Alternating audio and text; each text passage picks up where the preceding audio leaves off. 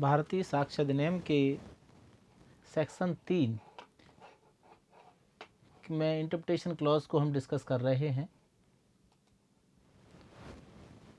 तो उसमें बहुत सारी डेफिनेशंस को आपने पढ़ लिया था और अब कुछ डेफिनेशंस को पढ़ना है। जिस डेफिनेशन को हम पढ़ने जा रहे हैं वो साबित या प्रूव्ड की डेफिनेशन है कि साबित शब्द का अर्थ क्या है, डिसप्रूव्ड ना साबित शब्द का अर्थ क्या है, नॉट प्रूव्ड साबित नहीं हुआ शब्द का अर्थ क्या है। इन डेफिनेशंस को पढ़ते हैं। देखें, मैंने सेक्शन 3 का साबित या प्रूव्ड की डेफिनेशन को यहाँ लिखा हुआ है। वैसे तो जब आप बेयर एक्ट देख रहे होंगे, आपके पास बेयर एक्ट अभी होगा, बेयर एक्ट में लिखा हुआ है जो डेफिनेशन के कोई तथ्य साबित हुआ कहा जाता है जब न्यायालय अपने समक्ष के विषयों पर विचार करने के पश्चात या तो विश्वास करे कि उस तथ्य का अस्तित्व है या उसके अस्तित्व को इतना असंभाव्य समझे कि उस विशिष्ट मामले की परिस्थितियों में किसी प्रज्ञावान व्यक्ति को इस अनुमान पर कार्य करना चाहिए कि उस तथ्य का अस्तित्व है। इस बात को Nishikant Jha versus state of Bihar के मामले में सुप्रीम कोर्ट ने एक लाइन में कहा कि जब न्यायालय किसी तथ्य को विद्यमान हुआ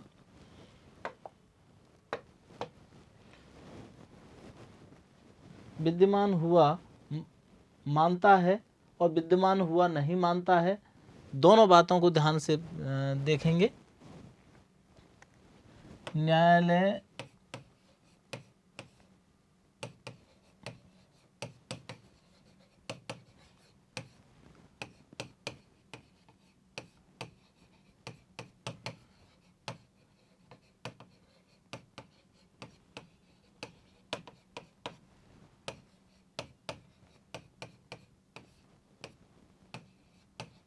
मतलब साबित करने का इतना ही है कि जब उसके सामने मामला आता है, दोनों पक्ष अपनी अपनी बात रखते हैं और उन पर वो विचार करता है। विचार करने के पश्चात एक आदमी कहता है इसने मेरे ऊपर लठ मारा, तो लठ मारने का अस्तित्व था या नहीं, मतलब लठ मारा गया या नहीं, इस बात पर उन्होंने विभिन्न साक्ष्यों से के आधार पर विचार किया और विचार करने के बाद पता लगा कि हाँ, इस व्यक्ति ने लठ मारा, तो साबित हो गया। तो साबित का मतलब है कि लठ मारने के फैक्ट को एग्जिस्टेंस में माना। मान लो वो मानता है कि इसने लठ नहीं मारा, तो लठ मारने के अस्तित्व या एग्जिस्टेंस को नहीं माना। किसके बाद किया? विचार करने के बाद। तो यहाँ इंडियन एविडेंस एक्ट की जो डेफिनेशन लिखी हुई है कि fact is said to be proved when after considering the matter before it the court either believes it to exist और consider its existence so probable that a prudent man ought under the circumstances of the particular case to act upon the supposition that exists। इन बातों को मैंने यहाँ लिखा है 3 लाइनों में। विचार करने के पश्चात, विचार करने के बाद मतलब ऐसा नहीं है कि कोर्ट के सामने कोई बात रखी ही नहीं गई हो, दोनों पक्षों को अपनी अपनी बातें रखनी होती हैं, एविडेंस रखने होते हैं। तो एविडेंस किस लिए रखने होते हैं? कि किसी तथ्य को साबित करने या ना साबित करने के लिए। एविडेंस पर विचार करने के बाद तथ्य के होने को मानता है कि हाँ है, तो अस्तित्व पर तो पहली बात तो क्या आती है? विचार करने के पश्चात, आफ्टर कंसिडरिंग, जो लाइन लिखी हुई है ना कि आफ्टर कंसिडरिंग द मैटर। दूसरी बात, ये मैं अंग्रेजी इसकी बोलता जाऊंगा और जो इंग्लिश मीडियम स्टूडेंट्स हैं वो भाषा को पकड़ने की कोशिश करें। दूसरी बात कहता है तथ्य के अस्तित्व पर विश्वास करे। दूसरी बात है तथ्य के अस्तित्व पर विश्वास करे। कैसे करेगा विश्वास? उसने विचार किया, दोनों पक्षों को सुना, पक्षों को सुनने के पश्चात court believes that this fact is in existence, तो विचार कर रहा है। अब कोर्ट ने विचार किया या ऐसा कोई प्रज्ञावान व्यक्ति कि यदि सारी बातों को सुनने के बाद उसे भी विचार में लगे कि हाँ, इस तथ्य का अस्तित्व है, दोनों बातों में से कोई, तभी तो लिखा है ना कि a prudent man ought under the circumstances of the particular case. तो ऐसा एक जो प्रज्ञावान व्यक्ति है उसे भी ऐसा मानना चाहिए। तो यहाँ पर भी मैंने लिखा है कि एक प्रज्ञावान व्यक्ति की भांति अस्तित्व की अधिसंभाव्यता, अस्तित्व की अधिसंभाव्यता पर विश्वास करे, मतलब हर हाल में ऐसा तो होगा ही होगा। तो देखो, यदि कि एक तो विचार करने के बाद अस्तित्व पर विश्वास करे कि वो फैक्ट अस्तित्व में है, ऐसा विश्वास एक प्रज्ञावान व्यक्ति, एक सामान्य व्यक्ति को भी लगे कि नहीं नहीं इसने लठ मारा, ये सारी बातें सुनने के बाद कोर्ट ही नहीं, एक सामान्य व्यक्ति भी ऐसा महसूस करता हो कि हाँ ऐसा तो हुआ होगा। तो दोनों ही स्थितियां क्या है, या करके लिखा है यहाँ जिससे कि ज़्यादा स्पष्ट हो जाए। अब इसी डेफिनेशन को इन्होंने नासाबित या डिस्प्रूव्ड के तौर पर लिख दिया है कि विचार करने के पश्चात, ये लाइन तो रहेगी, दूसरी तथ्य के अस्तित्व पर विश्वास ना करे। विश्वास ना करे, पहला हो गया विश्वास न करे, और दूसरी बात आ गई कि एक प्रज्ञावान जो व्यक्ति है, प्रज्ञावान व्यक्ति है, वो भी ऐसे अस्तित्व पर विश्वास ना करे। तो ये बात आपके समझ में आई कि इन डेफिनेशन का मतलब क्या है। डेफिनेशन का मतलब क्या है, डेफिनेशन का मतलब ये है कि तथ्य की विद्यमानता को विश्वास करना या नहीं करना, ये दोनों बातें, या तथ्य की विद्यमानता पर विश्वास करना और न करना।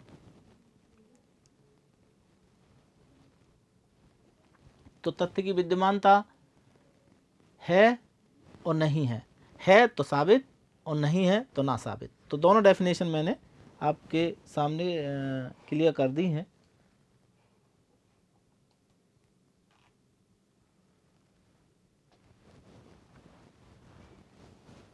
अब एक डेफिनेशन ऐसी है, साबित नहीं हुआ, not proved.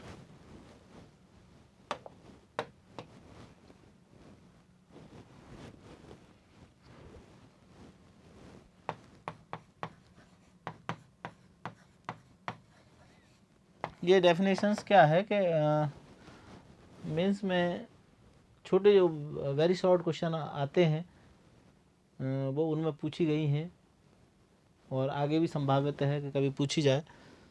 Not proved, not proved में क्या होता है कि कभी कभी कुछ चीज़ें ऐसी होती हैं कि मान लो इश्यू बने हैं 4, 5, 6, तो 5 इश्यूज़ के लिए तो दोनों पार्टीज़ ने अपने अपने एविडेंस दिए, लेकिन छठवें इश्यू के लिए कोई एविडेंस नहीं दिया। जब छठवें इश्यू के लिए एविडेंस नहीं आया विवादक के लिए, तो ये माना जाएगा कि दोनों पक्षों ने कोई एविडेंस उसके लिए नहीं दिया, तो ये चीज़ ना साबित है, नॉट प्रूव्ड है, साबित नहीं हुआ। तो यहाँ जो डेफिनेशन लिखी हुई है कि कोई तथ्य साबित नहीं हुआ कहा जाता है जब वह न तो साबित किया गया हो और न ना साबित, मतलब both the parties have not given any evidence to prove it, तो that fact is called not proved. A fact is said not to be proved when it is neither proved nor disproved। दोनों ही काम नहीं किए गए, ना तो साबित किया और ना साबित हुआ। तो जब ऐसी स्थिति होती है तो इस डेफिनेशन को कहा जाता है साबित नहीं हुआ। तो एक तरह से ये डेफिनेशंस को आपने 3 डेफिनेशंस को पढ़ा। अब सेक्शन 4 है आगे,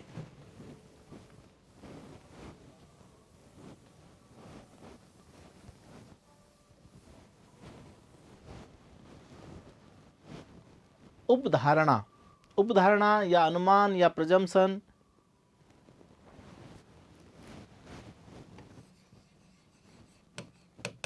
सेक्शन 4, उपधारणा। उपधारणा या प्रजम्पशन, इसको थोड़ा सा समझने की कोशिश करते हैं कि उपधारणा क्या है। सबसे पहले तो उसे देखेंगे, फिर यहाँ जो डेफिनेशन दे रखी हैं कि उपधारणा कर सकेगा, उपधारणा करेगा, है ना, तो इन डेफिनेशंस को आगे देखेंगे। सबसे पहले प्रिजम्पशन या उपधारणा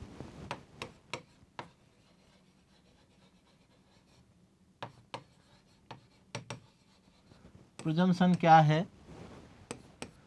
प्रिजम्पशन को शाब्दिक अर्थ में हम देखें तो उसका मतलब होता है अनुमान, उसका मतलब होता है मान लेना, ठीक है ना। तो अनुमान को मान लेना। जब न्यायालय अपने समक्ष पेश किए गए साक्ष्य या तथ्य के अस्तित्व अनस्तित्व के विषय में जो अवधारित करता है उसे उपधारणा कहते हैं। मतलब जो साक्ष्य पेश किए जाते हैं अस्तित्व अनस्तित्व के विषय में अवधारित,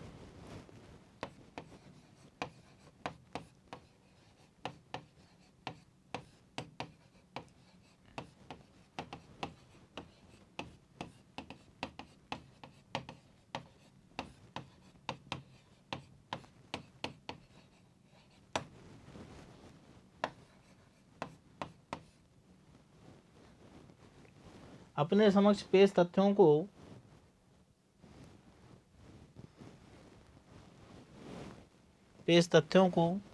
या विषय को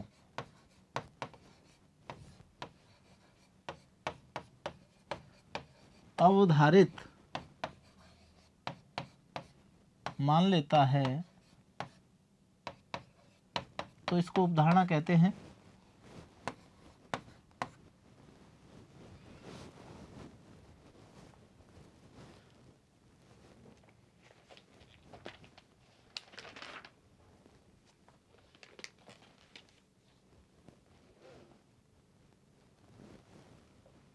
तो और उपधारणा को और कहें कि बिना जांच के और सबूत के सत्य मान लेना,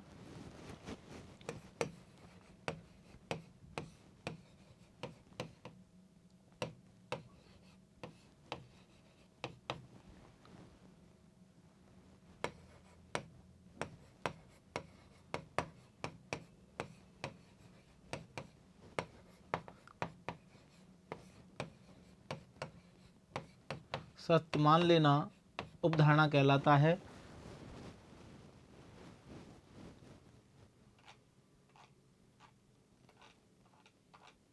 तो चूंकि उपधारणा कर सकेगा, उपधारणा करेगा, ये डेफिनेशन दे रखी है, लेकिन इससे पहले हमें ये देखना पड़ेगा कि उपधारणा क्या होती है।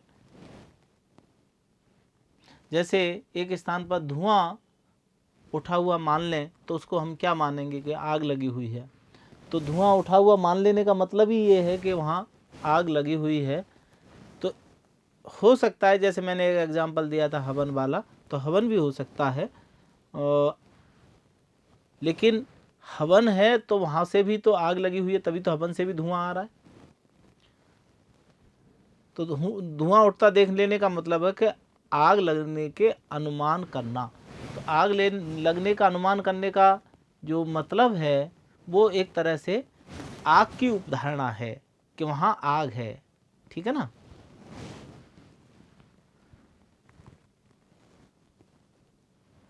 जब हम किसी एक तथ्य को देखने के पश्चात दूसरे तथ्य का अनुमान लगा लेते हैं तब हम कहते हैं कि उपधारणा है। Whenever seeing one fact we presume another fact, this is presumption। जैसे एक एग्जांपल से और लेते हैं कि एक आदमी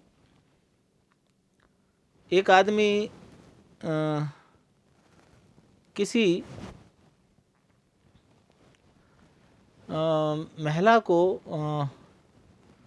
फ़ोन करता है। अब फ़ोन करता है, वो महिला नहीं उठाती, ये सोच के कि ब्लैंक कॉल है। वो रात को 12 बजे भी करता है, 1 बजे भी करता है, 2 बजे भी करता है, और रात में कर रहा है, दिन में वो फ़ोन नहीं करता, बार बार मिस कॉल करता है। इसका मतलब है, ये प्रिजम्पशन की जा सकती है कि वह व्यक्ति कहीं ना कहीं गलत इंटेंशन से फ़ोन कर रहा है। इसका मतलब है कि एक तथ्य तो क्या था, तथ्य सिर्फ इतना है कि फ़ोन का उसका मिस कॉल, उस महिला ने दिखाया कि मिस कॉल की थी। तो हुआ क्या कि उपधारणा कर ली कि उसका इंटेंशन गलत होगा। इसी तरह तो उपधारणा का मतलब क्या है कि जब हम एक तथ्य को देखते हैं तो दूसरे तथ्य को उसके आधार पर साबित मान लेते हैं, तो इसे उपधारणा कहते हैं। मतलब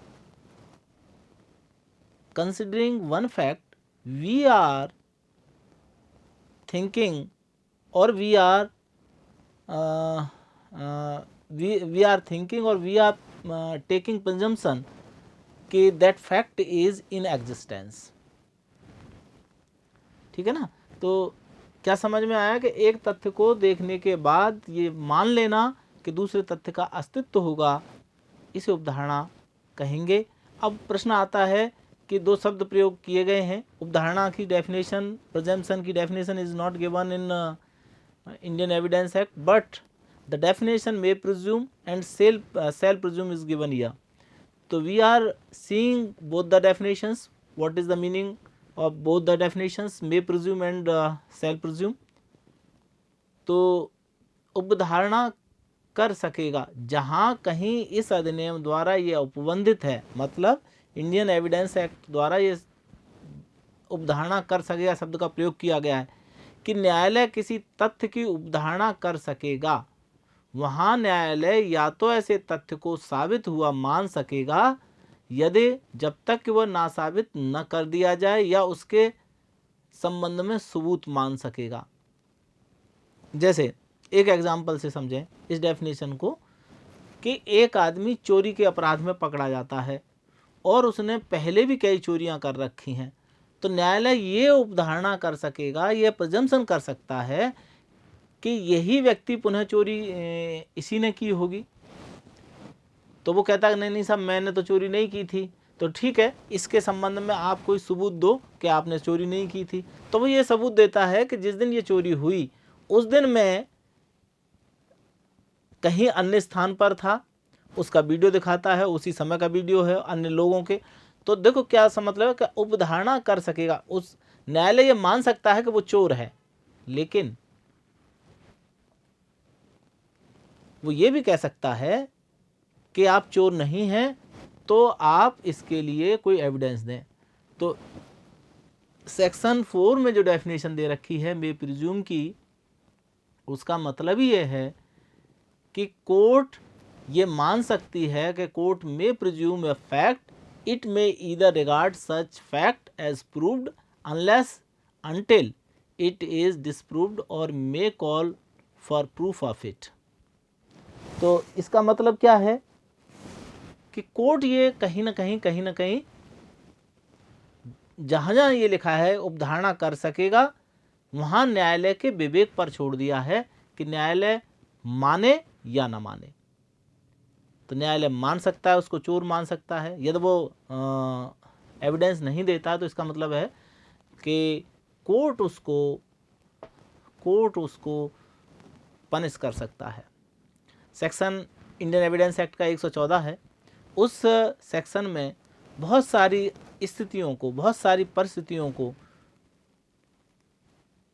ये मान लिया है कि यहाँ पर न्यायालय उन परिस्थितियों में मे प्रिज्यूम अर्थात उपधारित कर सकेगा, उपधारणा कर सकेगा। जहाँ जहाँ ये लिखा हुआ है मे प्रिज्यूम, तो ये कोर्ट का डिस्क्रिशन है। तो कोर्ट का डिस्क्रिशन तो या तो उसे साबित मान ले या वो कहे कि भैया इसके लिए प्रूफ दे दो कि आपने ऐसा अपराध नहीं किया, तो ना साबित, या दोनों तरफ से मांग सकता है। जैसे एक चोर को पकड़ के ले गए, चोर को पकड़ के ले गए, एविडेंस है नहीं, तो एविडेंस नहीं है तो कोर्ट कहती है कि भाई आप इस चोर को लेके आए हो, क्यों लेके आए हो? प्रोसिक्यूशन कहता है साहब हम इसलिए लेके आए कि इसने पहले बहुत सारी चोरियां की हैं और इस चोरी में भी इसके हाथ होने की संभावना है। तो कोर्ट कहेगी कि भाई ठीक है, आप कहते हो संभावना है, तो एक तरीका तो ये है कि वो उसको ये मान ले कि आपने चोरी की है और पनिश कर दे। या ये मान ले कि आपने चोरी की है और उससे कहे कि यदि आप छूटना चाहते हैं, मुक्त होना चाहते हैं, तो आप एविडेंस दे दीजिए कि आपने चोरी नहीं की है। या प्रोसिक्यूशन से भी वो मांग कर सकता है कि इस व्यक्ति ने चोरी की है तो आप एविडेंस भी दो, केवल कोर्ट के मानने मात्र से नहीं होगा, ये ऐसा प्रोसिक्यूशन से कह सकता है। तो हमारे क्या समझ में आया कि जहाँ जहाँ मे प्रिज्यूम लिखा हुआ है कि this is the discretionary power of the court, court may presume that that person is guilty और not. If court is considering that person is guilty, court may punish him, और before punishing him court may demand for proof to the prosecution or for deciding him acquittal may demand proof from guilty also। तो दोनों बातें इसमें दी हुई हैं। तो ये मे presume की डेफिनेशन थी। सेल प्रिज्यूम का मतलब क्या है? तो जहाँ जहाँ सेल प्रिज्यूम भी दिया हुआ है तो सेल प्रिज्यूम का मतलब ही ये है कि जहाँ किसी अधिनियम द्वारा ये विनिष्ट है कि न्यायालय किसी तथ्य की उपधारणा करेगा, वहाँ न्यायालय ऐसे तथ्य को साबित मानेगा यदि जब तक कि वह नासाबित नहीं किया जाता है। तो जहाँ जहाँ सेल प्रिज्यूम लिखा हुआ है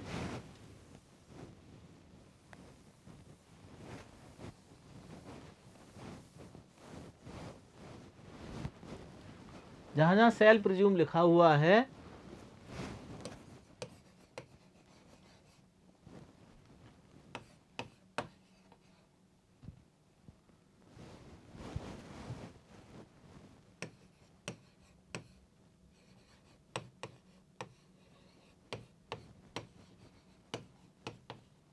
उपधारणा करेगा या सेल प्रिज्यूम,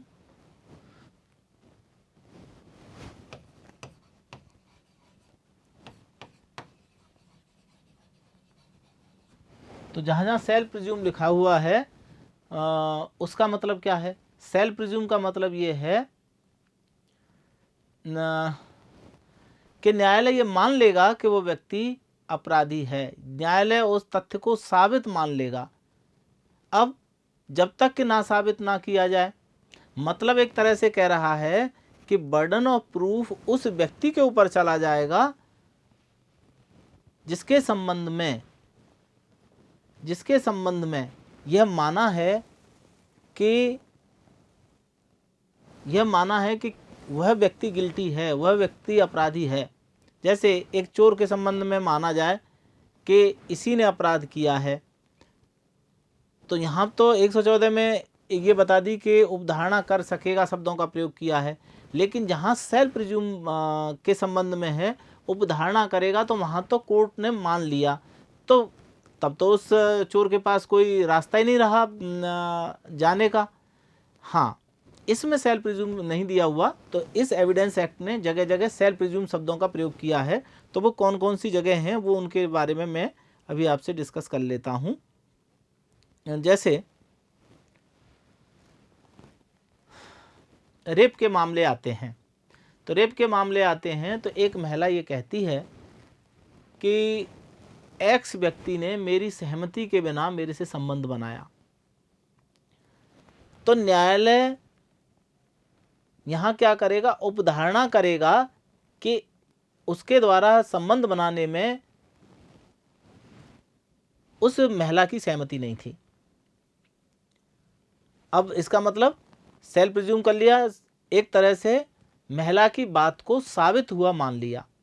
जब साबित हुआ मान लिया तो क्या वो साबित हुआ मान लिया, साबित हो गई तो पनिश करेगा। यदि वह व्यक्ति उसके संबंध में एविडेंस दे देता है कि नहीं मेरी सहमति थी और सहमति के प्रूफ दे देता है, तो उसका उस उपधारणा का खंडन हो जाएगा।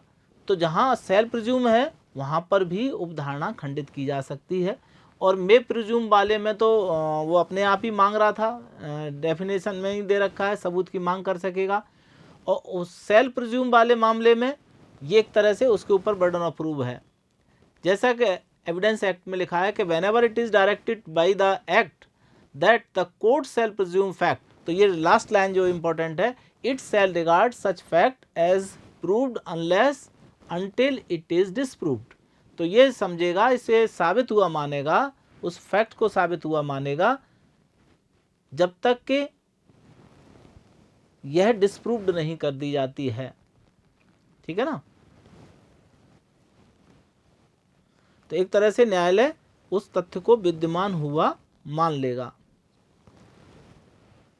जैसे मैंने अभी आपको महिलाओं के विरुद्ध जो अपराध हैं, उन अपराधों में ऐसी व्यवस्था है, तो वहाँ पर ये प्रोविजंस दे रखे हैं।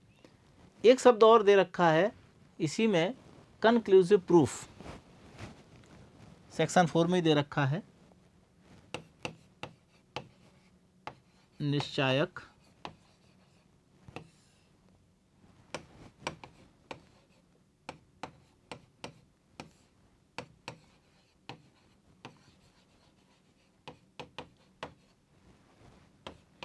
प्रूफ को मैं पहले ही आप लोगों को बता चुका हूँ।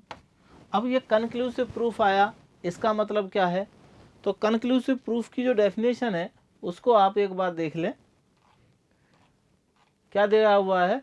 ये दे रखा है कि जहाँ के इस अधिनियम द्वारा एक तथ्य किसी अन्य तथ्य का निश्चायक सबूत घोषित किया गया है, वहाँ न्यायालय उस तथ्य के साबित हो जाने पर अन्य को साबित मानेगा और उसे ना साबित करने के प्रयोजन के लिए साक्ष्य दिए जाने का अनुज्ञा नहीं देगा। When one fact is declared by this act to be conclusive proof or conclusive proof of another, the court shall on proof of the fact regard the other as proved and shall not allow evidence to be given for this purpose of disproving it। तो यहाँ ये जो line दे रखी है कि निश्चायक सबूत, कि जब किसी तथ्य के संदर्भ में पहले से ही कोई निष्कर्ष निकाला हुआ होता है तब उसको निश्चायक सबूत कहेंगे। जैसे एक एग्जाम्पल से समझ में आ जाएगा आपके, कि मैंने कल एग्जाम्पल दिया था कि एज के संबंध में 10th की जो मार्कशीट है, 10th की जो मार्कशीट है और उसमें जो सर्टिफिकेट में जो एज दे रखी है, 10th के सर्टिफिकेट में जो एज दे रखी है, उसका मतलब ही ये है कि अब आप उसके लिए कोई अन्य एविडेंस नहीं दे सकते। निश्चायक सबूत का मतलब मैंने अभी आपको बताया था कि ये मान लेना कि जो फैक्ट हैं, जो तथ्य हैं, वो साबित हैं। और इसके साथ में एक लाइन और, साबित में तो उपधारणा करेगा में ही हो सकता था, ना साबित करने के प्रयोजन के लिए साक्ष्य दिए जाने की अनुज्ञा नहीं देगा। मतलब क्या कहा? ना साबित करने के प्रयोजन के लिए साक्ष्य दिए जाने की अनुज्ञा नहीं देगा। मतलब shall not allow evidence to given for the purpose of disproving it। मतलब shall not allow मतलब परमिट नहीं करेगा। किस बात के लिए? कि नहीं साहब ये तो मेरी जन्म पत्री है, इसमें ये साहब नाना हैं, दादा हैं, इन्होंने कहा कि इस तारीख को पैदा हुआ, नहीं। तो क्या समझ में आया कि court shall not allow evidence to be given for the purpose of disproving. इस काम के लिए, डिस्प्रूव करने के लिए परमिशन नहीं देगा। तो क्या समझ में आया कि निश्चायक सबूत का मतलब है कि साबित मानेगा। सामान्य शब्दों में बात करें, साबित मानेगा तथा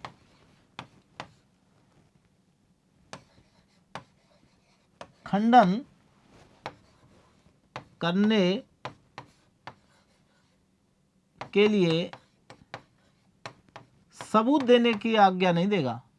ये डेफिनेशन निकलती है मेरे अनुसार।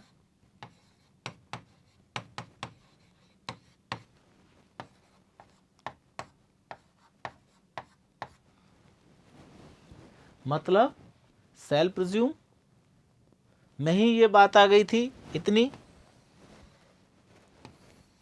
लेकिन ये आगे की बात, जैसे ही सेल्फ प्रिज्यूम में ये आगे की बात साबित करने के लिए सबूत नहीं देगा, वहां तो क्या था, अनलेस प्रूव्ड, जब तक कि साबित ना हो जाए, अनलेस डिसप्रूव्ड, जब तक कि साबित ना हो जाए। यहां क्या कह दिया कि shall not allow evidence to be given to for the purpose of disproving। तो ये जो बात कही है, ये जो बात कही है वो कंक्लूसिव प्रूफ है।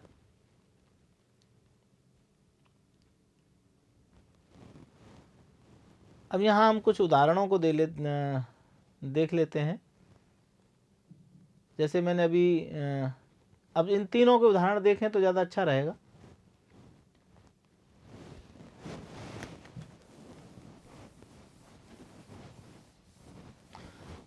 और बहुत ज़्यादा डिटेल में पढ़ना है इसके संबंध में, तो आप जो राजस्थली के